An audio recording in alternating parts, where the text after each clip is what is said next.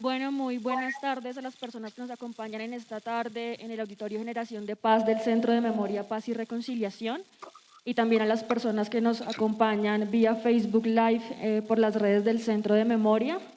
Acabamos de ver aquí en el auditorio el documental español El silencio de los otros, ganador de los premios más importantes de cine en el mundo, dirigido por Almudena Carracedo y por Robert Bajar. Vamos a tener a continuación un conversatorio con invitados muy especiales. Van a estar con nosotros vía web Rosa María García Alcón, nacida en Madrid en 1957, en el seno de una familia de tradición de izquierda y antifranquista. Su abuelo paterno es un desaparecido de la guerra civil. Uno de sus tíos estuvo en la cárcel durante 14 años y fue condenado a muerte por rojo. Es vicepresidenta de la Comuna de Presos y Represaliados del Franquismo, una organización que agrupa a los militantes antifranquistas que sufrieron torturas, cárcel, exilio y represión por su lucha contra la dictadura. Rosa fue detenida en Madrid a finales de agosto de 1975 por ser militante de la Federación Universitaria Democrática de España. Durante su detención en la Dirección General de Seguridad, fue objeto de torturas por varios policías, entre ellos Antonio González Pacheco, contra quien ha interpuesto una querella que está pendiente de recurso en el Tribunal Constitucional.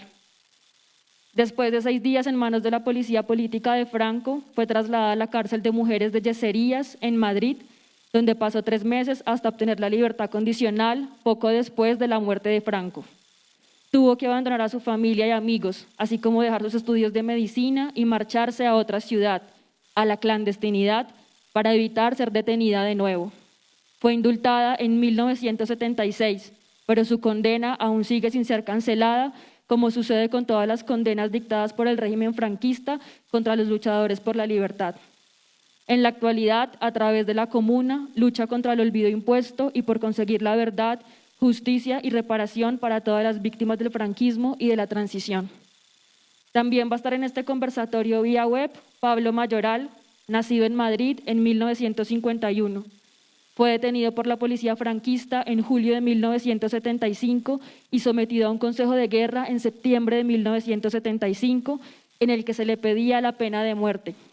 Fue condenado a 30 años de prisión en uno de los 4 consejos de guerra de aquel verano, en los que se dictaron 11 penas de muerte y por las que se asesinaron a los 5 jóvenes antifascistas el 27 de septiembre de 1975. Fueron los últimos fusilamientos de Franco. Estuvo en las cárceles franquistas de Carabanchel, Cartagena y Cáceres y salió en libertad el 3 de noviembre de 1977 tras haber pasado casi 3 años encarcelado. También forma parte de la Comuna de Presos y Presas del Franquismo, de la que es presidente. En 2013, en Buenos Aires, creyó en la llamada querella argentina, entre otros, contra el exministro de Trabajo franquista Fernando Suárez, al que se le imputa haber participado en el Consejo de Ministros del 26 de septiembre de 1975, que condenó y por el que fueron fusilados por la Policía Armada y la Guardia Civil 5 jóvenes antifascistas.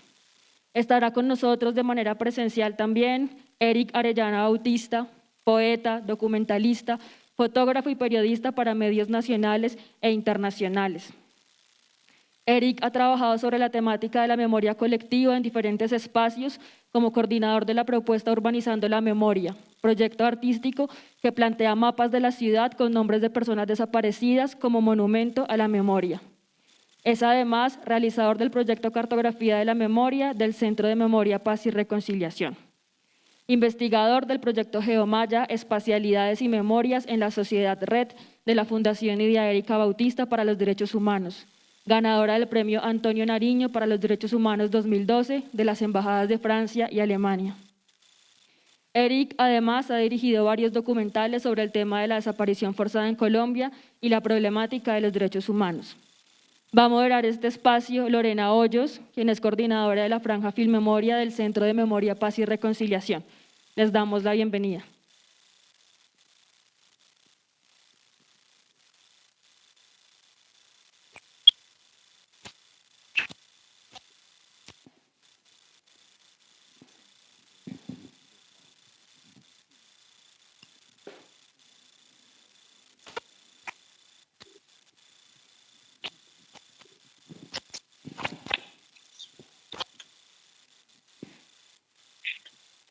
Buenas tardes a todas y todos las personas que nos están acompañando aquí de manera presencial y también para las personas que nos están viendo ahora, las personas que nos acompañan ahora a través de la transmisión por Facebook Live. Pensamos que algunas personas no pudieron llegar hasta acá pues debido a la lluvia tan fuerte que ha estado cayendo toda la tarde. De todas maneras, bienvenidas, bienvenidos. Para las personas que no pudieron asistir a ver la transmisión del documental, pues Eric, yo creo que sería bueno hacerles una pequeña reseña de qué trata el documental para que sepan de qué va a tratar el conversatorio. El documental El silencio de otros es un documental español que narra casi 80 años de historia a través de 9 personajes víctimas de la dictadura de España bajo el régimen de Francisco Franco.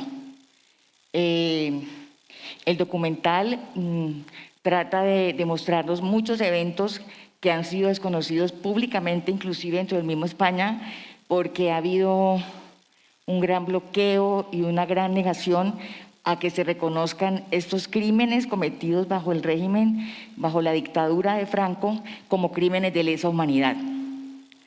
Hay 3 puntos muy importantes para tener en cuenta y que luego nuestros compañeros españoles nos lo explicarán mejor, por qué ha sido tan difícil hacer justicia dentro de España para las víctimas de la dictadura franquista. En primer lugar, porque, como se puede ver en el documental,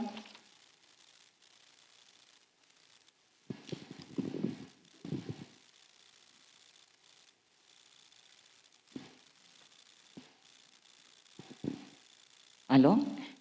Como podemos ver en el documental, el Pacto del Olvido, que más que un pacto fue una imposición de silencio, donde con el tema de perdón y olvido se enterró toda esta historia y las víctimas quedaron absolutamente desamparadas y sin poder revivir toda esta memoria.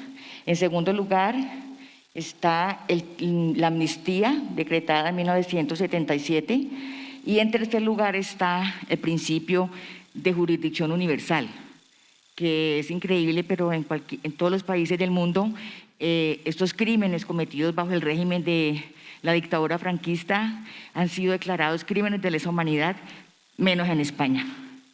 Entonces, más o menos este es el resumen del documental, pero para esto tenemos 2 personas muy especiales invitadas hoy aquí para que ellos nos cuenten más a profundidad, porque ellos, además de ser víctimas de esta dictadura franquista, Pablo Mayoral también forma parte del documental, es uno de los protagonistas del documental.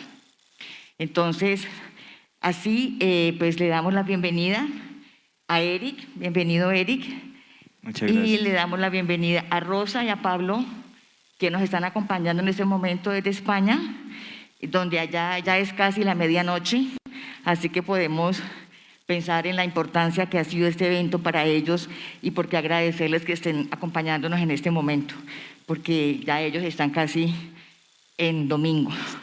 Entonces, bienvenida Rosa, bienvenido Pablo, y ante todo nuestro agradecimiento por estar hoy acompañándonos.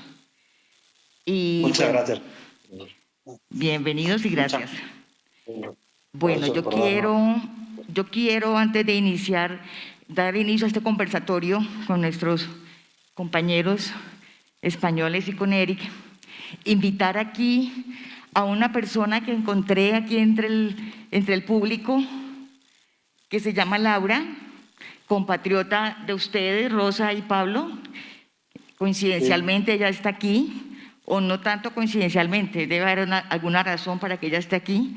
Ella es la pareja del gran documentalista Ariel Arango y ella tiene una historia muy importante que contarnos porque de alguna manera también vivió alguna experiencia dentro de la realización del documental. Entonces te invitamos, Laura, a que subas acá y nos acompañes, por favor. Bienvenida, Laura. Bueno, entonces, Eric, te cedo la palabra para que tú empieces con esta conversa. Vale, muchas gracias a todas, a Pablo y a Rosa por acompañarnos en esta tarde de reflexión.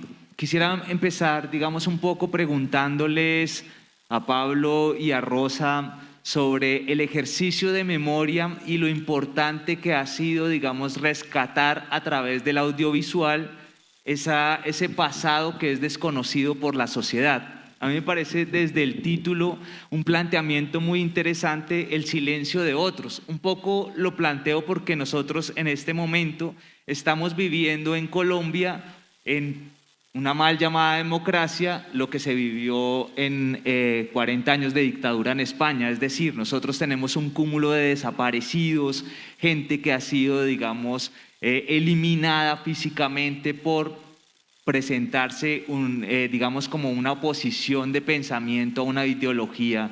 Entonces, a partir de eso, quisiera como que iniciáramos la conversación y que ustedes nos digan por qué es importante este tipo de trabajos audiovisuales en torno a la memoria frente a un silencio generalizado en la sociedad. No sé si empezamos por Rosa, por favor. Claro. ¿No se te oye? No está encendido el micrófono, creo. Ay, se me quita, no sé por qué. Buenas tardes y muchísimas gracias por invitarnos a este conversatorio. Efectivamente, la verdad es que este documental del silencio de otros ha significado para nosotros, en particular la Comuna, pero también para el resto de asociaciones memorialistas y para toda la sociedad en su conjunto, un buen mecanismo para que, sobre todo, las generaciones más jóvenes conocieran ese pasado que ha estado sepultado por el olvido y la amnistía de forma muy interesada desde la época de la transición. Nos ha permitido contactar con institutos, con jóvenes, con gente de todo tipo de edad que además nos han contado sus propias experiencias cuando hemos ido a presentarlos. Se ha presentado en prácticamente todas las ciudades de España, se ha presentado también en muchas ciudades de Francia, en muchísimas partes del resto del mundo y siempre ha sido acogido con mucho éxito porque está hecho, transmite todo lo que se pasó y transmite todo lo que todavía está por ser esclarecido, por ser conocido, por ser reconocido. Así que sí que este documental para nosotros es muy importante. Muchas gracias, Rosa. Pablo, tu opinión, por favor. Sí, como dijo, bueno, primero, muchas gracias por habernos invitado y un saludo a todos los que nos escuchan y han podido ver este maravilloso documental, ¿no? Está claro, como dijo Lorena, que primero fue el pacto del olvido y después fue la amnistía, en donde se exoneraba a los criminales de la dictadura franquista de todos los crímenes que habían hecho contra aquellos que luchaban por los derechos de toda la población, por los derechos humanos, por las libertades públicas. Yo creo que este documental, como tantas otras obras culturales, novelas, es decir, otros documentales, películas, lo que vienen es a rescatar un olvido institucional que ha hecho que la lucha antifranquista, primero en la República y después en la dictadura, no haya sido conocida ni en las escuelas, ni en las universidades, ni a través de ningún organismo público, ¿no? Precisamente han sido los artistas de todos los ámbitos culturales los que han hecho posible que esto pues sea más conocido.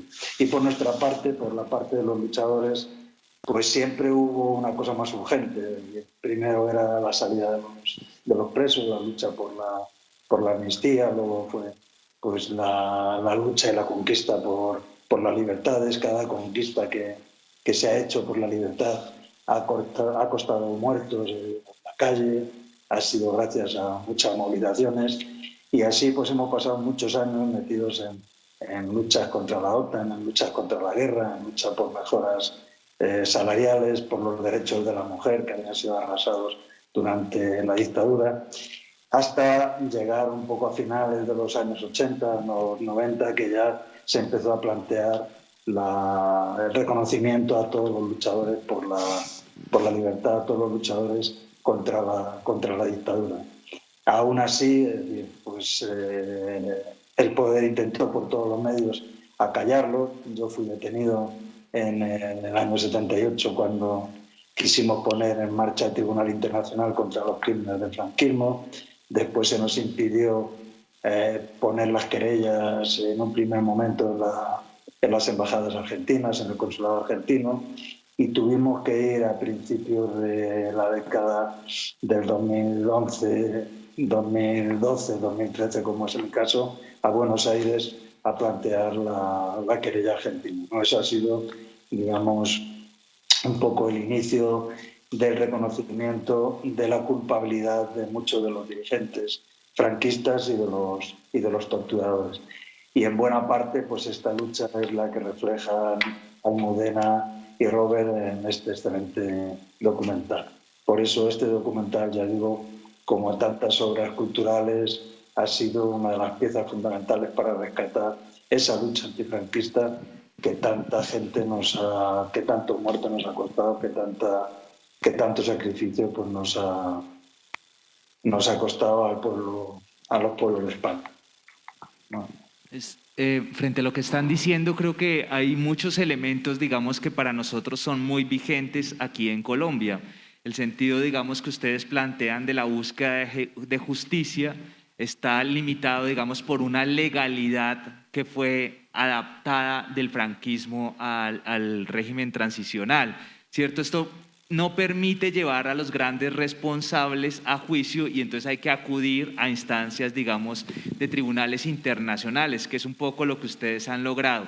Aquí en Colombia, en varias organizaciones desde hace un tiempo vienen trabajando también con presentar lo que ha pasado durante un siglo en Colombia como un genocidio frente al Tribunal Permanente de los Pueblos, porque no ha sido posible, digamos, enfrentarse a esa impunidad estructural. A mí me gustaría que ustedes han nombrado, digamos, como algunos momentos de la historia frente a esa lucha, ¿sí? Hasta llegar, digamos, a encontrar esa posibilidad, esa querella para hacer un juicio internacional, pero ha sido, digamos, progresivamente un trabajo colectivo, un trabajo que, como Pablo y Rosa nos han explicado, ha sido en un momento buscar la libertad de los presos políticos, en otro momento luchar contra esas leyes de olvido, ¿cierto? Ir buscando como esas cosas.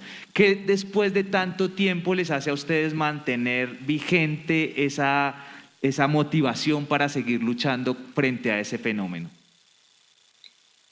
Bueno, lo fundamental y lo principal es que la impunidad del franquismo sigue vigente.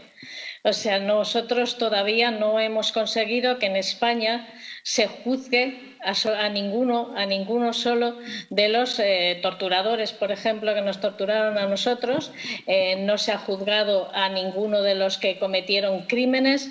Se está dejando en primer momento la idea suya, la idea del poder era, pues lógicamente, dejar pasar el tiempo, que fueran desapareciendo los testigos presenciales, pero precisamente contra esa amnesia, que es una de las palabras que han utilizado, no solo olvido, también amnesia, pues es con lo que nosotros empezamos a luchar hace 10 años.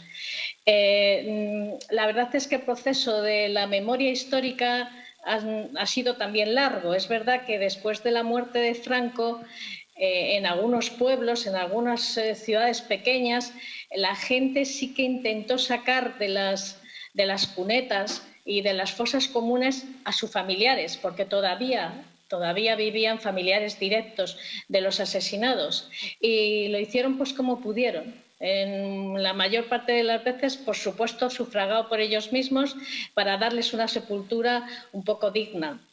Pero eso fue durante unos pocos años. No se atrevieron al principio a estar en contra, pero una vez que, después del golpe de Estado de 1981, un poco que fue el aldabonazo para decir cuidado, que estamos todavía aquí, que somos los herederos de la dictadura y que podemos volver cuando queramos, pues eso se dejó, se empezó a dejar. Triunfó el PSOE. El PSOE ha sido el garante de esta amnesia, ha sido el garante, uno de los dos garantes de que no se removiera la memoria histórica. Sí que hicieron algún tipo de ley, un poco de reconocimiento medianamente económico, etcétera, un poco para compensar algunos casos, pero muy reducido, hasta el 2007, que Zapatero hizo la ley, la que se conoce como Ley de Memoria Histórica, que ya nació raquítica y sigue raquítica, tan raquítica que ahora se está planteando hacer otra ley que cubra de verdad, y nos va a tocar pelear porque el anteproyecto de momento deja mucho que desear, ¿no? Y una de las cosas, piedra de toque de esto, nosotros lo llamamos el régimen del 78, con respecto a que es cuando se hizo y se firmó la Constitución, pues es no remover nada del pasado, porque como ustedes conocen por propia experiencia, son los mismos que estaban con el franquismo los que siguieron en el poder en la transición. Exactamente los mismos jueces que estaban juzgándonos a nosotros en el Tribunal de Orden Público pasaron a lo que se conoce como Audiencia Nacional. Las mismas policías que nos estuvieron torturando siguieron ejerciendo en la policía, incluso recibieron medallas y recibieron ascensos. Los mismos altos jefes de la administración no se les tocó. Es decir, que no hubo una transición, o sea, hubo una transacción, que decimos, ¿no? No hubo una ruptura con el franquismo. Y la parte fundamental de que no hubo esa ruptura es que nosotros tenemos una monarquía puesta a dedo por el mismo Franco. Esa monarquía es la que se encarga de mantener todo lo que ellos tenían durante la dictadura. No se hizo referéndum, no se preguntó a la población si quería monarquía o república, y se escamoteó absolutamente todo. Y como ha dicho Pablo, todos los derechos, supuestos derechos muy mermados, pero bueno, derechos democráticos que hemos venido disfrutando, se consiguieron a base de muchísimas manifestaciones, heridos, muertos, que os vamos a contar.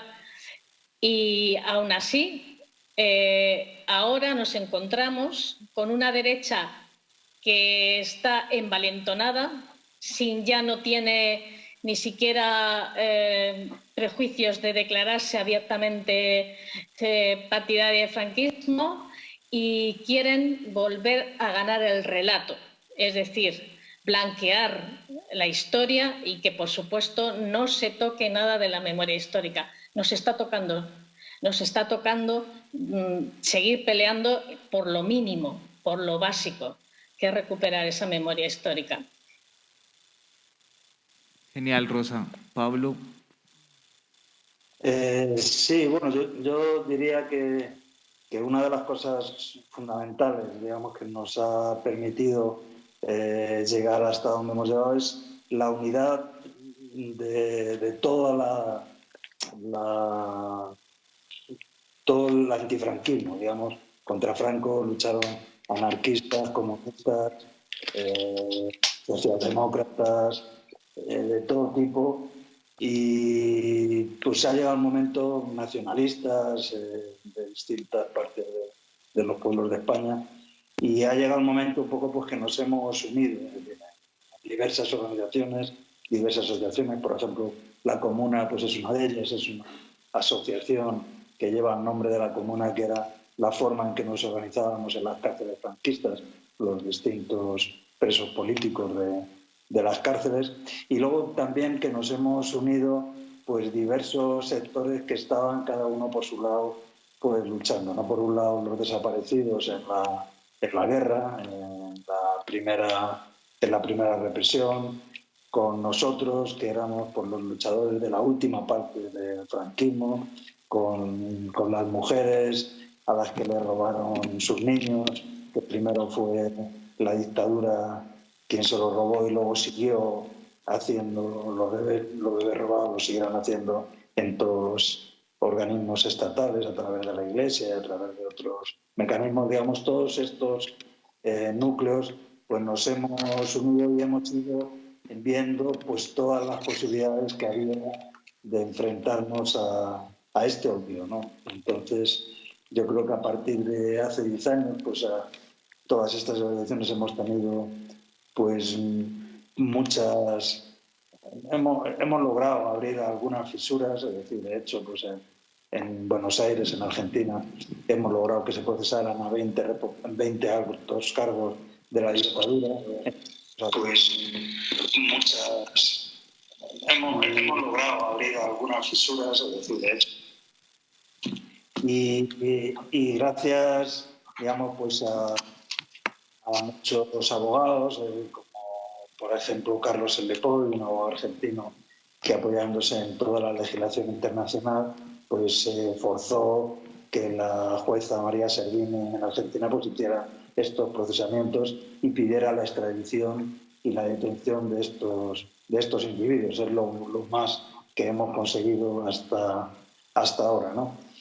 Y yo creo que eso ha sido pues una piedra de toque. Pues ahora estamos, como decía Rosa, pues detrás de que se haga una ley de memoria histórica que esperemos que sea más progresista y que intervenga y que tenga posibilidades de llevar ante la justicia digamos, a los responsables de la dictadura, pero tenemos que apoyar mucho, tenemos que apretar mucho, porque el PSOE pues, no está mucho por la labor de levantar esa losa que significa la amnistía y demás, ¿no? Pero como decía, digamos, hay hoy una gran movilización, ¿no? De hecho, pues en el Parlamento de los Diputados pues tenemos conformado un intergrupo, el intergrupo de memoria. Hace muy pocos días Rosa ha estado en las puertas del Parlamento leyendo un comunicado conjunto con Amnistía Internacional y con todos los grupos parlamentarios, con la mayoría de los grupos parlamentarios, y en este sentido, pues digamos que estamos consiguiendo algunos pasos.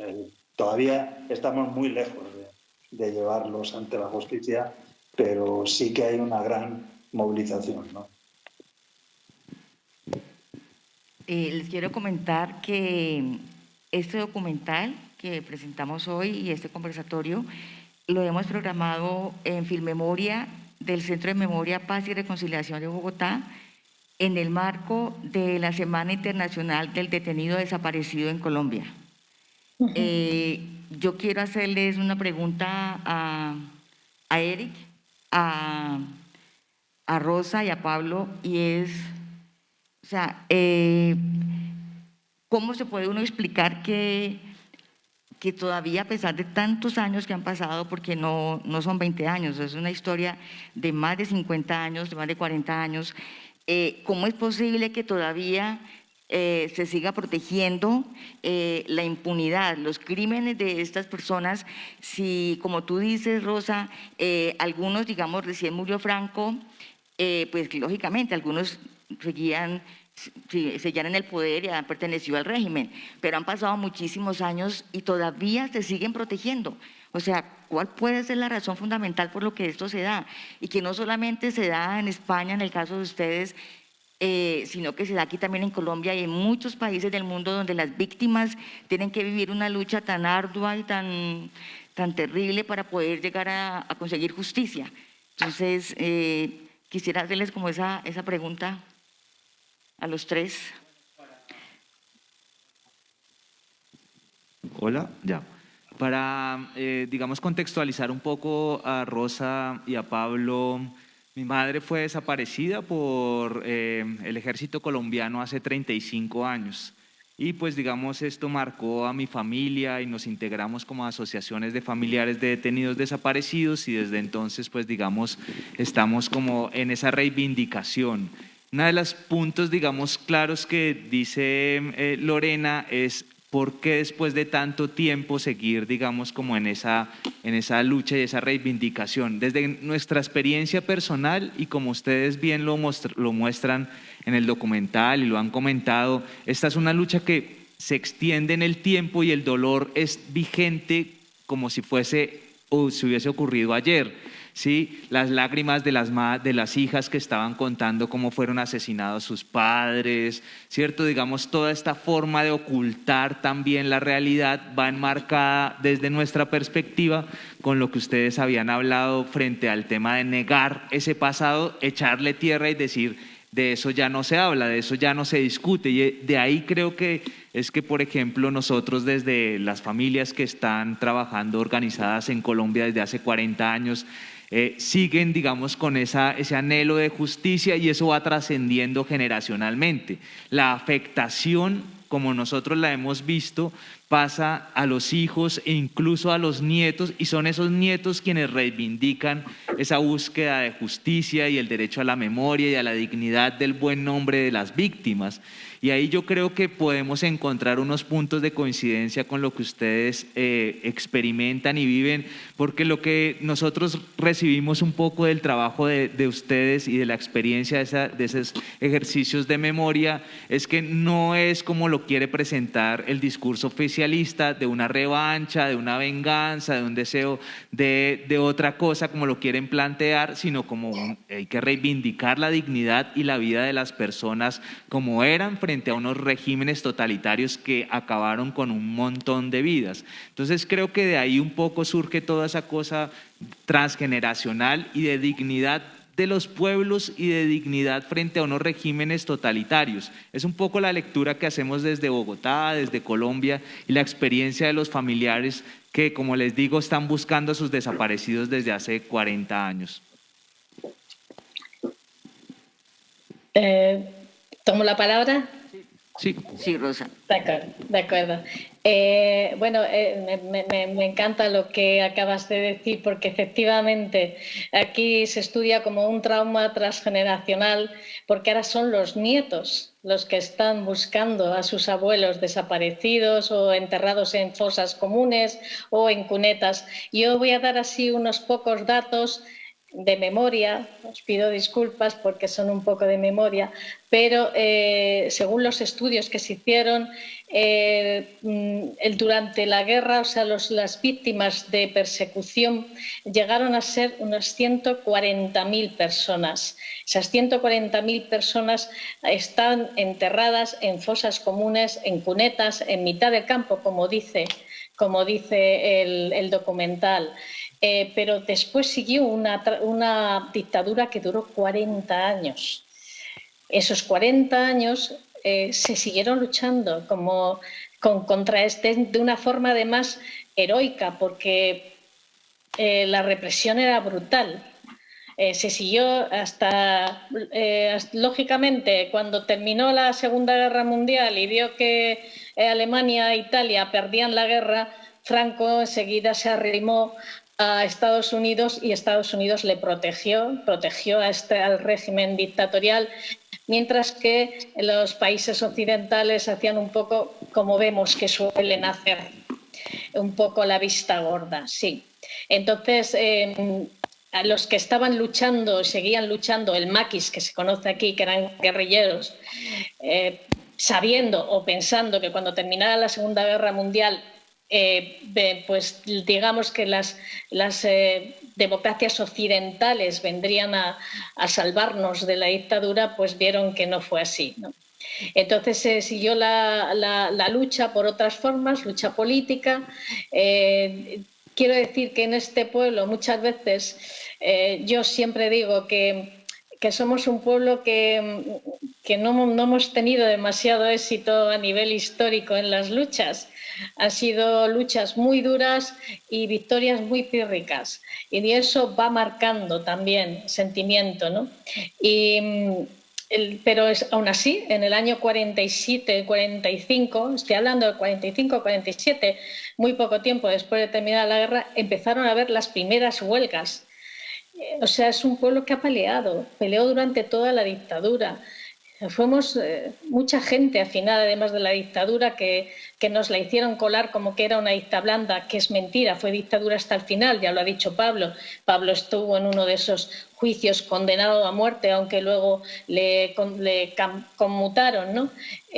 Pero se mató a gente hasta el último momento. Franco murió como empezó, murió matando. Y todo digamos, ese esfuerzo generacional de durante tantos años, ese sacrificio, quedó olvidado, quedó menospreciado. Entonces es un poco... suele pasar, sé que he leído y lo estoy viendo también, o sea, suele pasar, es un proceso que suele pasar. La gente sale de las dictaduras y no quiere volver a conocer eso, pero el Estado es el responsable de que no se haga justicia. Ese es el problema, que el Estado español no quiere hacer justicia y hace todo lo posible por impedirlo. ¿Cómo lo ha hecho? Manteniendo esa judicatura que a día de hoy se niega a admitir las querellas, con excusas verdaderamente indignantes. Por ejemplo, en mi caso, sí, se admite que había torturas, pero como no eran delitos de lesa humanidad, como ha dicho antes Lorena, pues habían prescrito. En otros casos se aplica la ley de amnistía de 1977, que dejó salir a los que quedaban en las cárceles, a los luchadores políticos que quedaban en la cárcel, pero que tenía un artefacto dentro de su articulado por el cual también se quedaban libres todos los criminales franquistas. Y se sigue aplicando ahora, y lo aplica el Tribunal Constitucional. El Tribunal Constitucional nos niega un derecho constitucional, que es el derecho a la tutela judicial efectiva. O sea, estamos en esa situación, en una situación de muchas veces de rabia, pero aún así, por supuesto, seguimos peleando. Y luego la generación nuestra, realmente yo particularmente voy a hablar por mí, no me consideraba víctima. No me he considerado víctima porque yo luché contra el franquismo porque quise, porque quería terminar con esa dictadura. Pensaba que las víctimas eran solo los que los pasaron tantos años de cárcel, pero claro, comparada con esas barbaridades que sufrieron en la guerra, en la posguerra, en lo inmediato posterior, pues como que lo mío era un poco más suave, no tenía importancia. Y fue cuando este proceso empezó a funcionar que empezamos a plantearnos nosotros que también éramos víctimas de torturas, y la tortura es un delito de lesa humanidad, y que por supuesto lo teníamos que denunciar. Y ha costado mucho dolor, porque como bien dices, recordar todos esos episodios, revivirlos, es que parece que fue ayer, porque son cosas traumáticas. Pero aún así, nosotros hemos recibido de la gente un cariño especial. Cuando vamos a presentar o a hablar de nuestro caso, recibimos un cariño especial, no así del Estado. Y eso es lo que estamos reclamando, una ley de memoria democrática que asegure la verdad, la justicia y la reparación como únicas garantías de no repetición, porque eso es lo que pide el Comité de Derechos Humanos de la ONU. Y eso es lo que nos merecemos como luchadores contra el fascismo. Y no vamos a parar, vamos a intentar conseguirlo por todos los medios que tengamos a nuestro alcance. Muy bien, sí, yo añadir poco que lo que estamos intentando conseguir es mucho, es decir, porque es llevar ante la justicia a los responsables de golpes militares contra el pueblo. Y ellos han sido los mismos, o sea, siguen siendo los mismos en buena parte los que están dirigiendo otra vez el gobierno en España, y son los que se tratan de blindar, ¿no? Todo esto pasó en Chile, pasó en Argentina, por supuesto ha pasado en Colombia, ha pasado en España, y eso pues es muy, muy grande lo que estamos intentando hacer, que estamos intentando que haya una justicia internacional que castigue a estos elementos, que aún siendo parte del del poder en cada uno de estos países sean castigados por sus crímenes, por los crímenes que han cometido contra sus pueblos. Entonces, es una empresa pues muy grande, es una empresa fuerte y es una empresa que merece la pena continuar, ¿no? Una lucha que merece la pena continuar porque se trata de castigar a todos los culpables de unos crímenes atroces contra los distintos pueblos, ¿no? Y ha pasado en muchos pueblos, ¿no? Y ya que lo habéis nombrado, pues saludar al Centro de Paz y Reconciliación de Bogotá, que es una cosa que nos da mucha envidia, que nosotros aquí en Madrid no podamos tener un centro como ese que esté haciendo un acto tan importante como el de hoy, ¿no? La verdad es que enhorabuena por tenerlo y luchar mucho para defendernos, que ya nos contó Lorena que habíais hecho mucho para poder mantenerlo, porque las conquistas pues tratan de quitárnoslas de una vez por todas. Muchas gracias, Pablo. Esta también es su casa, ya lo saben. Voy a presentar a Laura porque queremos que nos quede un poquito de tiempo y espacio para que algunas de las personas que están aquí también, si quieren hacer alguna pregunta, aprovechar para que la haga o hacer algún comentario, contar alguna experiencia. Entonces quiero, Laura, que te presentes y que nos cuentes cómo fue esa experiencia que viviste alrededor del tema de las exhumaciones, que se ven algunas aquí en el documental. Bienvenida, Laura, y muchas gracias. Bueno, muchas gracias, Lorena y Eric, también por este espacio. Para mí ha sido muy importante poder ver aquí el documental y volver a recordar muchos de esos procesos. Buenas noches, Pablo y Rosa, y buenas tardes a toda la gente que hay aquí en el auditorio y los que nos están viendo. Presentarme, yo diría que soy de la generación ya no nieta, sino bisnieta. Yo soy bisnieta de un bisabuelo que fue anarquista, que luchó por esa república, que tuvo que exiliarse, que terminó en un campo de concentración, con muchos otros familiares todavía en fosas también. Y como hecho anecdótico, llevado mucho a la cotidianidad de lo que nos supuso ese pacto del olvido, hasta que mi bisabuela no muere, no encontramos en un cajón, en un falso cajón con unos papeles encima, toda la documentación que empezamos a reconstruir esa historia familiar que nos había sido olvidada. Y a pesar de tener esa foto siempre como un héroe, yo desde niña nunca supe quién era, hasta que luego empecé a saber, era tal, encontramos papeles y documentos, porque hasta el último momento, hasta que murió mi bisabuela, siempre tuvo miedo de que fueran a buscarla para matarla. Entonces, como eso es una cosa que incluso seguimos heredando a un nivel de generaciones y generaciones que está presente porque no hemos cerrado nunca eso. En la pregunta que yo creo que está sobre la mesa y lo que pone un poco en común tanto Colombia, España como muchos otros territorios y contexto que está en esto mismo es que creo que ha llegado un momento en plantearnos hasta qué punto tiene sentido seguir peleando por reclamar justicia al Estado perpetrador. En el caso español nos costó mucho aceptarlo, de hecho yo tuve muchas confrontaciones incluso con mis papás fueron los que luchan en esa transición, en los que nos hacían ver no era lo necesario.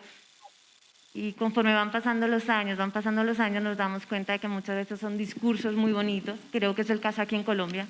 Hay discursos muy bonitos que nos están forzando a creernos muchas cosas, pero cuando empezamos a rascar nos damos cuenta que lo que hay es una ley de olvido, una ley de amnistía, un montón de burocracias y burocracias y burocracias que solo nos traen más impunidad y que nos entretienen. Con modelos muy distintos, también yo creo que eso nos lleva a hacer muchos análisis y a mí me plantea siempre muchas dudas el caso colombiano con el caso español, porque de alguna manera no es como acaba de decir Pablo, para nosotros pensar si este centro de memoria ya es impensable, o sea, ¿no? O yo nunca di el franquismo en ningún colegio, ni instituto, ni universidad, o sea, son cosas que tenemos que buscar para conocer todavía. Incluso, pero aún así, a pesar de tener aquí toda esta cantidad de instituciones, hay que pensar que vienen también de ese Estado perpetrador y que a la larga nos están trayendo lo mismo. Y creo que es un tema en el que nos toca mucho reflexionar y quizá esto nos remueve también verlo en perspectiva y verlo en tiempo.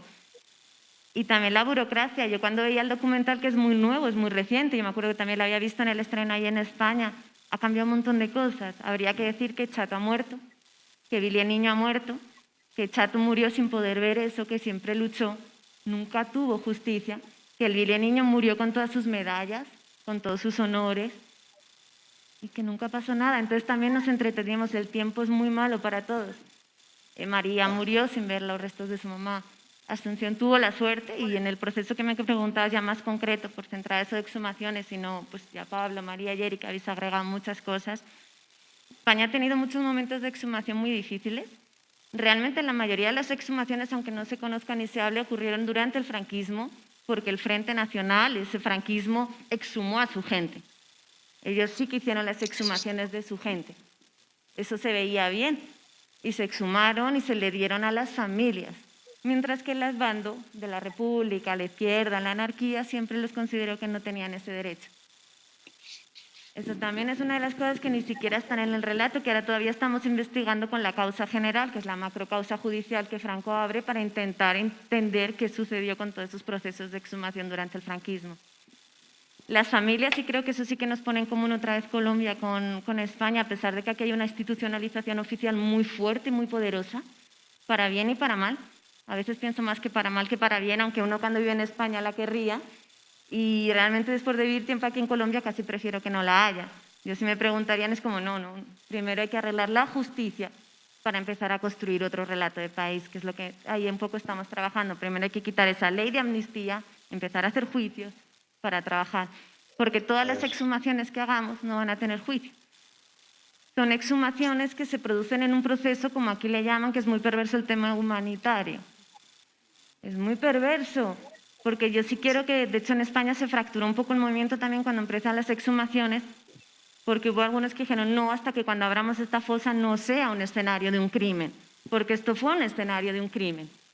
Si yo abro esa fosa sin ser un escenario de crimen, voy a borrar un montón de pruebas, porque por mucho que como investigadores redactamos todos los informes, lo hacemos todo muy bien, se lleva a la justicia, cuando tú llevas eso, la justicia te dice, no, pero aquí hay una ley de amnistía.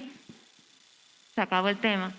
Que es un poco en el proceso que también estará Colombia y que yo creo que lo tiene que pensárselo mucho antes de seguir apostando por esas exhumaciones humanitarias. Yo creo que hay que empezar a replantearnos muchas cosas que nos han venido como, casi como una aprisionadora sin pensarlos.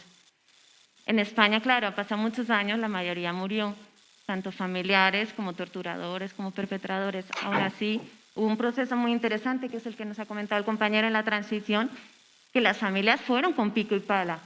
Y fueron a los cementerios con miedo y con un montón de cosas y sacaron a sus familiares. No estaba todavía esa importancia de lo que es ahora el ADN y todos los procesos forenses, y generalmente lo que hicieron fue comunidades de muertos. ¿Por qué? Porque contaban cráneos, fémures, calculaban cuántos, porque nadie sabía quién podía ser, y porque tampoco importaba en ese momento quién era quién, sino era, no, pongámoslo sobre la mesa, recuperemos a nuestros seres queridos y enterrémoslos. Luego vendría todo el proceso, gracias a Emilio Silva, que también sale ahí en el documental, que le abriría un proceso muy importante cuando él busca a su abuelo y abre como el proceso de exhumaciones en España ya con esas organizaciones tan importantes. Pero aunque a pesar de que ahora se está institucionando y hay mucho apoyo de ayuntamientos y de comunidades, tenemos un montón de comunidades, lo que sería departamentos que se han declarado libres de fosas, que están mapeando y que están haciendo todo un trabajo fundamental incluso para que la gente empiece a magnificar lo que eso supone y lo que supone vivir en un país lleno de fosas, y que desde niño tú sabes que te dicen, no, ahí hay una, no, ahí hay otra, ah, bueno, pero nunca nadie se ha planteado, hay que sacarlos. Y creo que también eso pues, nos hace mucho que pensar. La exhumación de Guadalajara, que es la que se ve en el documental, fue fundamental porque yo por primera vez en una exhumación compartí al lado de un juez.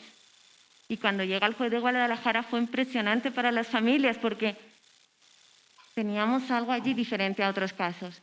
Ya no solamente era exhumar de otra manera, sino que había un juez que podía abrir algo que no. Obviamente no pasó nada, porque el gobierno español nunca permitirá que pase nada, pero nos seguirá teniendo ahí en esa pelea. Y tardó mucho, porque además, como se ve en esa exhumación duró como que más de 15 días, fue una exhumación muy larga porque era en vertical, fue muy cruel. Lo que hacían es que ellos calculaban cuántos iban a matar, calculaban el tamaño de la fosa y conforme mataban a cada uno de los compañeros hacían enterrar al anterior. Por eso es una fosa vertical. Como sale en la película, realmente el sepulturero, para variar algo que también pasa aquí mucho, no tomó nota bien y el que aparece en el número 19 no era Timoteo, se confundió, pero ¿para qué lo iba a cambiar? Entonces realmente el papá de ella, de Asunción, estaba en la fosa número 1, que se abría el año siguiente y que por suerte ella lloraba mucho en el funeral de su papá porque era lo único que quería, enterrarlo. y lo pudo enterrar, y al año siguiente también Asunción murió, porque Asunción ya murió también. Entonces, como algo tan reciente, también ha cambiado mucho en cuestión de años, ¿no? Franco salió del Valle de los Caídos, otra gran fosa española, que también ocurre con un proceso de exhumación muy interesante, porque Franco ordena que todos los cuerpos de los que habían luchado por su bando sean enterrados ahí en el Valle de los Caídos. Muchas alcaldías y demás no tenían cuerpos para llevar y que dicen, llevemos a republicanos, llevemos cuerpos. Ahora mismo hay varias denuncias, varios intentos de familiares de intentar sacar sus cuerpos de sus seres queridos ya desde la tumba del dictador, o sea, una cosa ya muy perversa en el escenario. Una tumba que, no nos engañemos, el gobierno español, hasta que por fin decretó quitarlo, pagaba las flores frescas. Franco siempre tuvo flores en su tumba. Entonces, ¿cómo vamos a luchar contra un Estado que le pone flores al dictador? Es algo así como muy simbólico y yo creo que es un poco lo que pasa aquí en Colombia. Yo creo que ahí nos toca mucho pensar, ahí no vamos a poner nunca justicia si a nuestro dictador le ponemos flores, y yo creo que acá tampoco mientras nos siga gobernando. Entonces, creo que ahí se abren muchos temas y ya me callo. Muchas gracias, Laura, muy importante lo que nos has contado. Yo creo, Eric, que ahora empecemos no sé si alguien del público quiera realizar alguna pregunta para, no sé, para Eric, para Rosa, para Pablo.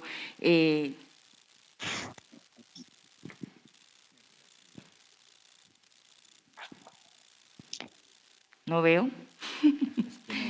¿Quién? Si atrás hay alguien. Si quieres puedes bajar y te pasamos acá el micrófono. Tranquila, Laura.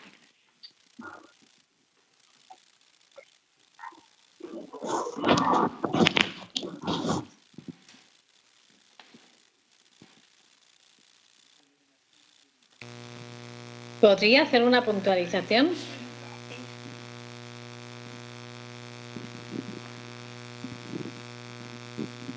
No sé, me gustaría un poco como escuchar también ustedes cómo están percibiendo esta realidad que estamos viviendo en Colombia, porque una de las preocupaciones que nosotros tenemos en este momento es que, o hemos tenido históricamente, es que no se entiende, no se comprende y no se informa de lo que está pasando en Colombia. Entonces nosotros, por ejemplo, en este momento, en el marco de las movilizaciones, hemos denunciado 379 desapariciones forzadas.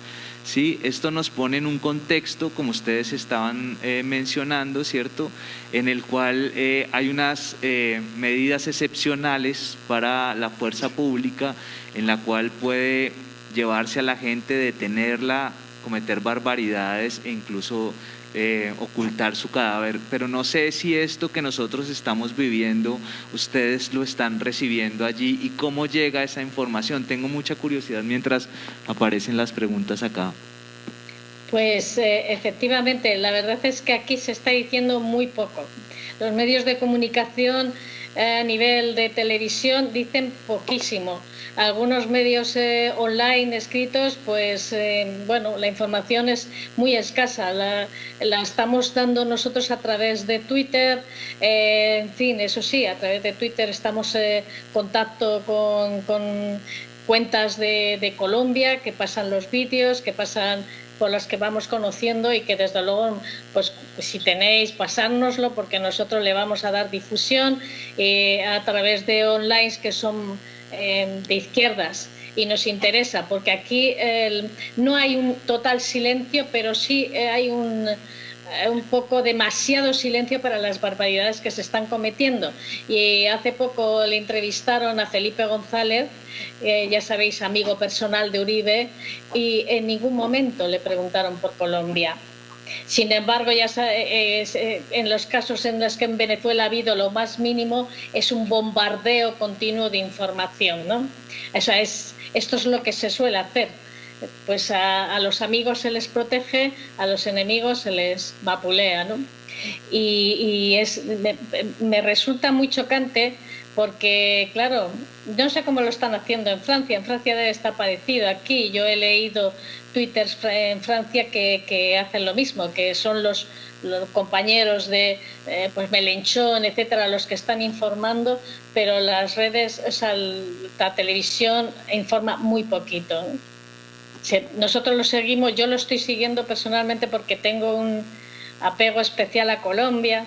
Creo que Colombia y España han sufrido situaciones muy parecidas, una oligarquía brutal, atrasada, ligada a lo peor de lo que se puede encontrar y muy resistente. Yo quería puntualizar en cuanto a lo que ha dicho la compañera, esto de que no se va a conseguir nunca. Pues es que afortunadamente nosotros no pensamos lo mismo, porque también parecía que la dictadura iba a ser eterna y sin embargo salimos a pelearnos como pudimos y con lo que pudimos para que la dictadura dejara de existir. Y gracias a esa lucha, que costó mucho, pues sí que es verdad que ganaron hasta cierto punto, porque quizás sus planes no se cumplieron tan a rajatabla como quisieron, porque hubo una pelea en la calle durante toda la transición. La transición no fue modélica, la transición fue sangrienta y fue muy dura, pero fue porque la gente no quiso aceptar que se continuara la dictadura sin Franco. O sea que no siempre las batallas se pierden, no siempre las cosas no tienen resultados. Y en concreto, yo me gustaría resaltar que esta pelea última, por ejemplo, a Billy el Niño, Antonio González Pacheco, Billy el Niño, no lo conocía nadie en España, excepto los que habíamos tenido que, en fin, habíamos pasado por sus manos. Era muy poco conocido. En cambio, pues tanto el testimonio valiente de Chato Galante y de otros compañeros y compañeras que empezaron a denunciarlo, y el apoyo de muchos periodistas que todavía siguen ahí la carrera, pues un poco pues dándonos publicidad, consiguió que todo el mundo supiera quién era Billy el Niño y se conociera como el torturador Billy el Niño. Los últimos años de Billy el Niño no podía salir a la calle fácilmente. ¿Es una victoria pírrica? Bueno, pero se consiguió. Y sí, es verdad que ha muerto con todas las medallas, igual que otros que tienen las medallas, pero hay un compromiso para quitárselas y hay un compromiso nuestro para conseguir que esa ley se cumpla lo que prometieron, que es quitar las medallas no solo a los torturadores, también a los que mandaban a esos torturadores, a los que pagaban a esos torturadores, y que sean juzgados. Y es verdad que aquí cuesta mucho que la justicia dé un paso, cuesta muchísimo, pero no hay nada imposible si no se lucha. Sí, yo decir que la lucha del pueblo colombiano sí se está siguiendo, como decía Rosa, en redes, y sí que se está viendo pues, que se ha paralizado las intentonas del gobierno por imponer las cosas que quería imponer, y se tiene mucho cariño y mucha simpatía, y de hecho pues por las redes sí que se está denunciando mucho cada uno de los asesinatos y cada una de las respuestas de los manifestantes, ¿no? Es decir, yo creo que en este sentido, pues bueno, sí ha habido incluso alguna manifestación de solidaridad con el pueblo colombiano en Madrid, una de las más bonitas, es decir, de las más combativas que yo recuerdo en los últimos tiempos. O sea que sí que, por lo menos en buena parte de la izquierda, se está conociendo las luchas del pueblo colombiano, así como los asesinatos y los crímenes del gobierno, ¿no? ¿Quién iba a preguntar? Muchas gracias. Hola, buenas tardes. Mi nombre es Laura. Primero quiero agradecer por el espacio. Yo tengo 26 años y tengo una pregunta. No sé si por mi inocencia juvenil o por mi ignorancia, y es con respecto a la emocionalidad. ¿Cómo hacer que la lucha se guíe hacia la búsqueda de la justicia y no hacia la búsqueda de la venganza? Personalmente, creo que, no sé, últimamente me ha tocado como mucho lo que está pasando. Bueno, pues soy colombiana, entonces es muy duro lo que está pasando. Y pensaba sobre todo en el día de ayer en Cali, una persona que hacía parte del CTI, que es una entidad del Estado, asesinó a dos jóvenes manifestantes. colombianos, a dos manifestantes, y pues otros manifestantes tomaron una represalia contra él, lo lincharon y él también está muerto. Entonces, siempre me he preguntado eso. Por ejemplo, ustedes hablan de que no solamente es víctima la persona que sufrió la desaparición o el hijo de la persona que sufrió la desaparición o el asesinato o la circunstancia, sino que creo que sí somos víctimas circunstanciales de todos estos abusos sistemáticos en diferentes países, porque pues ya nos hemos dado cuenta que no solo es en España, no solo es en Colombia, podemos ver una réplica de esto en toda Latinoamérica. Entonces, sí quisiera como escuchar, no como consejo, sino como cómo ven ustedes esa perspectiva de la búsqueda de la justicia y sobre todo que es muy difícil, o por lo menos para mí es muy difícil creer en la justicia, sobre todo en este país. Y ahora que veo otras perspectivas, es como si la justicia fuera la misma en todos lados, que fuera casi inalcanzable. Y también lo digo por la mamita de Soacha que está acá, que para mí es muy duro como conocer a una persona sin conocerla, porque la conoces por las atrocidades que le hicieron. Entonces, siento que la juventud de ahora se está levantando contra sus miedos, pero también en qué momento decidimos, no vamos a hacer lo mismo que ustedes nos están haciendo. Vamos a confiar en una justicia que de pronto algún día llegue, así como de pronto puede que no. Gracias. Muy bonita tu intervención, muy emocionante. Sí, tienes razón, he visto además los vídeos de lo que comentas. A ver, nosotros, es que lo de la venganza, nosotros exigimos justicia, Es verdad que aquí en Colombia, los jueces, pues los jueces que están en los altos cargos, no todos los jueces, sino los que están en los altos cargos, no son muy proclives a conceder esa justicia. Sí que aquí se ha abierto una posibilidad en el Tribunal Constitucional en un recurso que presentó por torturas Gerardo Iglesias, que fue presidente del PC y que fue duramente torturado durante el franquismo, uno de los policías conocidos, Pascual Honrado de la Fuente, y no se le ha aceptado ese recurso, pero ha habido 3 jueces que han votado a favor de aceptarlo. Por lo tanto, ese monolítico parece que no está siendo tan monolítico. O sea, la lucha que estamos llevando a lo largo de estos años quizás pueda estar influyendo en que haya jueces que se replanteen esta situación. Pero bueno, nuestra lucha va a ser porque aparezca ese derecho de justicia en la nueva ley de memoria democrática. Y luego hay otra cosa, que es la justicia internacional.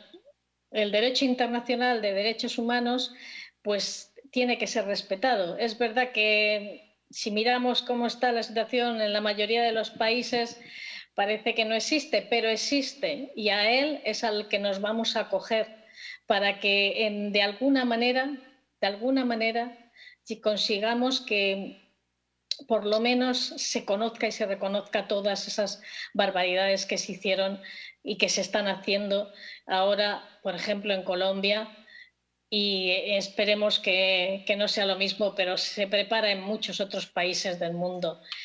Estamos en una situación difícil, no solo por la pandemia, la crisis que ha generado la pandemia, sino también porque las perspectivas no son nada buenas. Y cuando eso pasa, pues ¿a quién teme más la oligarquía? Pues a un pueblo que se organiza. Yo estoy encantada de ver que hay una organización que se llama Primera Línea, que son jóvenes que tienen el valor de defender al resto de los manifestantes, y también mujeres que se llaman Mamá en Primera Línea. Eso a mí me ha gustado muchísimo de lo que veo en Colombia, porque veo que es un pueblo que a pesar de todo se defiende. Y a veces no hay que confundir venganza con defensa. Una cosa es vengarse es lo que hacen ellos cuando detienen a alguien lo encierran, lo hacen desaparecer. Eso es una venganza. Pero tú, cuando te defiendes, te estás defendiendo de alguien que te está agrediendo de manera injusta, no es una venganza, es justicia. Pablo. ¿Alguien más quiere hacer alguna pregunta?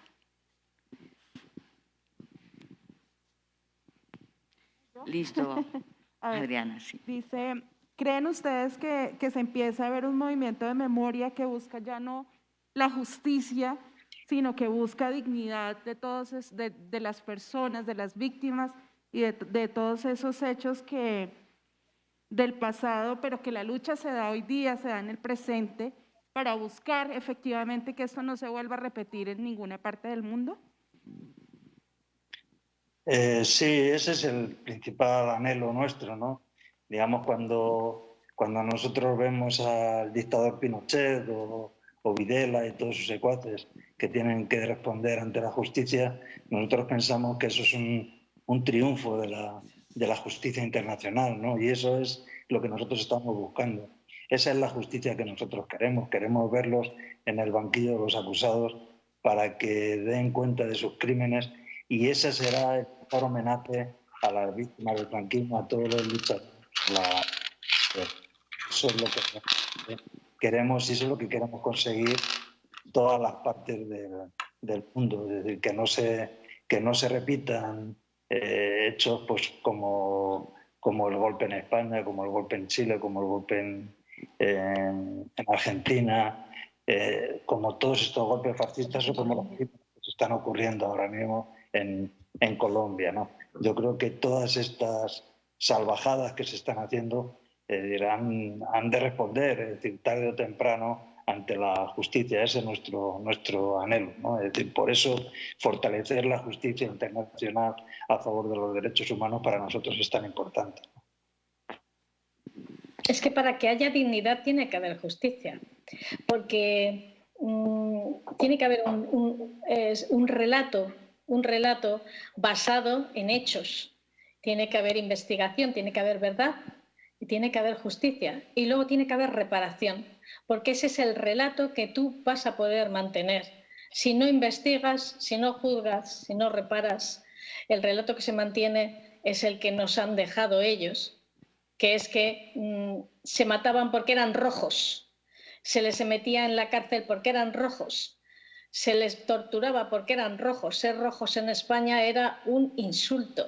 Todavía ahora lo utilizan, nos llaman rojos, a mucha honra. Mi familia ha sido roja, a mucha honra. Pero ese relato tiene que estar basado en una verdad jurídica, demostrable. Y por eso esa es la verdadera dignificación de las víctimas, que haya detrás esa verdad jurídica. Nosotros seguimos insistiendo en que eso es un punto fundamental. Está muy bien que se haga comisiones de la verdad, está perfecto, está muy bien que se les ponga placas, es muy correcto, todo eso es muy correcto, pero tiene que haber esa verdad jurídica en la que se diga estos fueron los asesinos y estos fueron los asesinados. Muchas gracias. Perdón. Bueno, pues en principio agradecer muchísimo la oportunidad de este espacio. El cine siempre es un reflejo de la realidad y por ello es inevitable, mientras vemos esta experiencia del caso español, no confrontarse con lo que pasa en Colombia y lo que ha venido pasando en este marco del mes por el desaparecido detenido. Es muy fuerte ver cómo también los medios comienzan a hacer un reflejo, una transmisión diaria, en vivo, de la barbarie, ¿no? de la impunidad también, ¿no? Y a su vez estar acá sentado indagando sobre la idea de justicia y también sobre lo que significa buscar a un familiar y estar al lado de una persona como Luz Marina Bernal, quien ha ejercido un papel también muy importante en Colombia dentro del ejercicio de la justicia o de la exigencia de la justicia y quien habría logrado lograr condenar a los responsables de los crímenes de lesa humanidad que el ejército colombiano comete por su hijo, y a su vez estar en un ejercicio aún de la búsqueda de su hijo. Entonces, más que una pregunta a ustedes que están allí en el panel, para mí es una pregunta que yo le haría a Luz Marina entre el público, de cómo ella se enfrenta viendo este documental frente al caso español, ante estos hechos en su caso personal con Colombia. No sé si está permitido entonces preguntar a alguien del público y si Luz Marina nos quería contar un poco. Ariel, es que precisamente eso es lo que iba a decir en ese momento cuando tú empezaste a hacer la pregunta, porque le quería decir a Rosa y a Pablo que no podía dejar pasar la oportunidad de presentarles a Luz Marina Bernal Parra, fundadora de las Madres de Soacha, nominada a Premio Nobel de Paz 2016 y madre de uno de los miles de jóvenes asesinados por el ejército colombiano en lo que se ha conocido como los falsos positivos. Entonces, Luz Marina, por favor, para que ellos te conozcan, te quiero presentar. Buenas noches y buenas tardes acá. Realmente muy agradecida por este proyecto que nos están mostrando en este momento.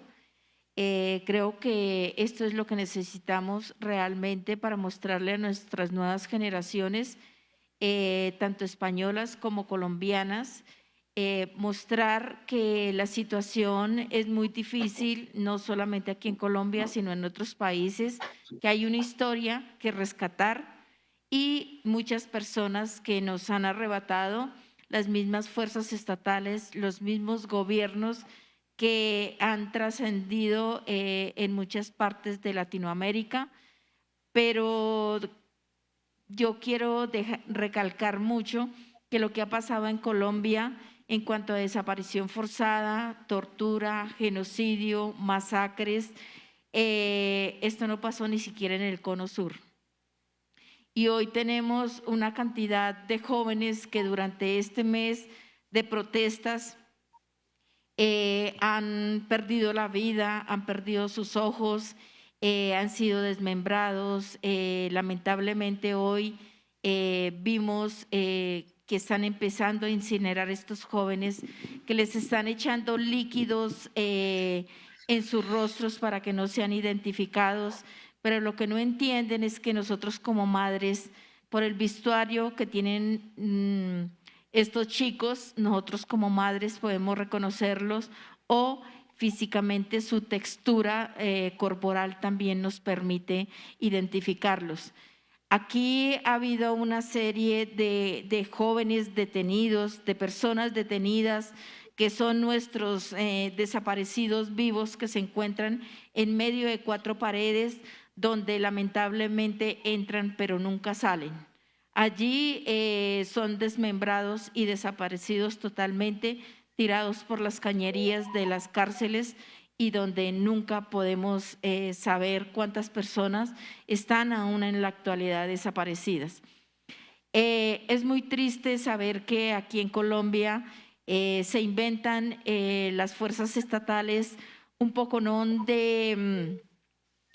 de prácticas que les enseñan, y es también triste decir que aquellos jóvenes que están haciendo todas estas cosas son hijos de familias menos favorecidas, que son reclutados día a día en los portales de Transmilenio, en las calles, y donde los llevan a convertirlos en máquinas asesinas para asesinar a aquellos jóvenes que están reclamando sus derechos, porque aquí en Colombia el gobierno no es garante ni de educación, ni de un trabajo digno, ni de un techo digno, ni siquiera de una salud digna.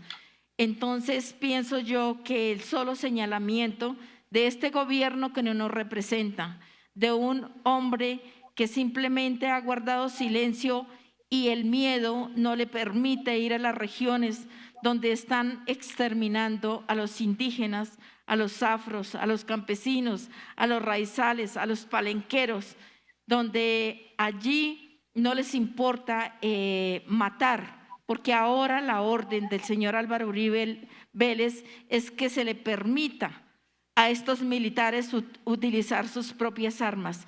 Eso quiere decir que él, como presidente, que aún sigue mandando hace más de 20 años y hoy tiene a su interino, que es el que obedece las órdenes, y pensamos que el exterminio que en este momento está pasando en Colombia es muy grave y muy triste, y le está negando a la Corte Interamericana de Derechos Humanos a que entre.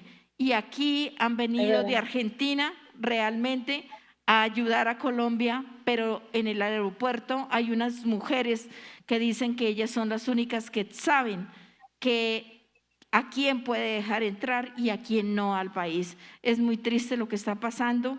Y de los casos de ejecuciones o crímenes de Estado, porque aquí no existe la pena de muerte, pero sí se practica, tenemos que decir que no son solamente 6.402 casos, sino son más de 10.000 ejecuciones o crímenes de Estado por parte de las fuerzas estatales de Colombia, en una responsabilidad de Álvaro Uribe Vélez y Juan Manuel Santos, que tiene que devolver el Premio Nobel de Paz porque no se lo merece. Él simplemente dejó un conflicto armado en Colombia, y donde rompió sueños y proyectos de todo un país. Muchas gracias. Muchas gracias, Luz Marina. Ya para cerrar, lastimosamente se nos acaba el tiempo para seguir en esta conversa tan interesante y tan importante para todas y todos. Quiero decir que hoy somos muchas voces nacionales e internacionales. Solamente aquí en este espacio, miren todas las personas que estamos, con Pablo, con Laura, con Rosa, todas estas voces unidas para transmitir un mensaje colectivo, y es: ¿dónde están los desaparecidos en Colombia? ¿Dónde están los jóvenes y las jóvenes desaparecidas desde el pasado 28 de abril, cuando inició este paro? Entonces, yo pienso que esa es nuestra voz, una voz colectiva, y un mensaje de que nuestras desaparecidas, nuestros desaparecidos, esperamos encontrarlos vivos y que tengamos alguna respuesta. Quiero agradecerle infinitamente a Rosa y a Pablo por estar aquí con nosotros. Para ellos prácticamente ya es la 1 de la mañana, creo, Rosa, 1 o 2, y allí siguen ellos muy comprometidos con esta conversación. Han estado muy involucrados en el proceso de lo que está pasando aquí en Colombia, y en nombre del Centro de Memoria, Paz y Reconciliación de Bogotá, les doy un infinito agradecimiento. Ojalá podamos seguir comunicándonos y hacer algunos proyectos a futuro. Muchas gracias a Eric también, gracias a Laura, gracias a todas las personas que pudieron llegar hasta aquí a acompañarnos para ver el documental. Es un documental maravilloso que no se lo pueden dejar de ver. Y también las personas que están viendo esta transmisión a través de Facebook Live. Y bueno, invitarlos a que sigan pendientes de nuestros eventos, en nuestra agenda semanal. Y bueno, pues hasta luego, y que en dónde están nuestras desaparecidas y nuestros desaparecidos de Colombia. Pues nada. Muchas gracias a vosotros, y que tenéis mucho valor, y estamos muy pendientes de lo que pasa en Colombia, porque vuestro éxito va a ser nuestro éxito. Mucha fuerza, mucha fuerza. Bueno, muchas gracias al Centro de Paz y Reconciliación de Bogotá, a Lorena, y un honor, Luz Marina, de escucharte y de solidarizarnos con todos los jóvenes y muchachas de Colombia que están luchando contra esa bestia criminal que es el gobierno actual de Colombia, ¿no? Yo creo que es urgente, es importante y nosotros haremos todo lo posible por llevar todos vuestros anhelos de justicia y luchar porque todos los desaparecidos aparezcan y sean juzgados los culpables de tales crímenes. Así que nada, muchas gracias y ánimo. Muchas gracias. Muchas gracias a ustedes.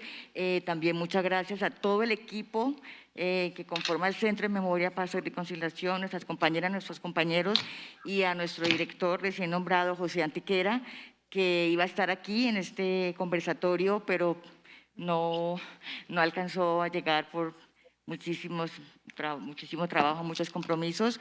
Y bueno, pues no sé si Eric quiera dar una despedida y hasta pronto.